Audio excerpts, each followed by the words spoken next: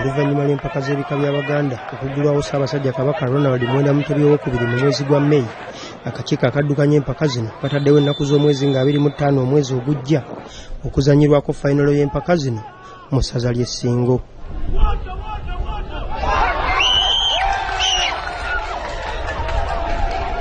Empaka zino ezaggulwawo n'omupiira wakati w'ekika ky'Olugavu nga kittunka n'eky'Empindi ziri ku luzannya lwa kwota final nga ttiimu zaakutandika okwezannya ku ntandikwa ya sabbiiti ejja ng'omwogezi w'akakiiko akategesa ak'empaka zino Yusufu Baliruno bw'annyonnyola. Empiira egigenda okuggulawo quarter finals, effumbe ligenda kuttunka ne ttiimu y'abanafu ab'obutiko mu kisaawe Wankulukuku ku ssaawa 8. Ate olwo omupiira omulala guddewo ku ssaawa 10 era ku lunaku lwe lumu olwa bbalaza emmamba Gabunga nga ettunka ne bannaffe ab'Enkima.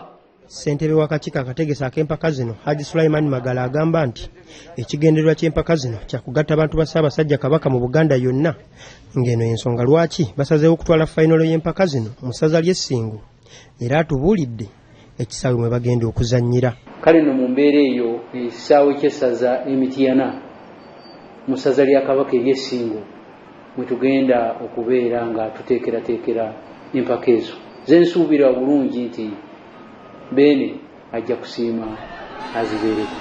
Ono ayongeddeko nti abantu ba Ssaabasajja Kabaka ab'e South Africa nabo bagenda kubeera n'empaka ez'ebika e South Africa era akakiiko kasabye n'abali mu mawanga amalala nabo okuzizannya. Balina ennaku 3 mwe bagenda okusambira omupiira ogwo nga ebika ebyenjawulo bigenda kukwatagana mu nnaku ezi 3 n'oluvannyuma ng'ennaku z'omwezi 28 basambe fayinalo zaabwe. Kale nno enteekateeka tugiina nga akakiiko k'ebika nti tugenda kulaba nga tukiikirirwa ku mipiira egyo. Ebika ebisigadde mu mpaka z'omwaka guno kuliko eky'obutiko, effumbe, mamba Gabunga, Enkima, Embogo, mamba Kakoboza, Engo, ssaako n'Empindi.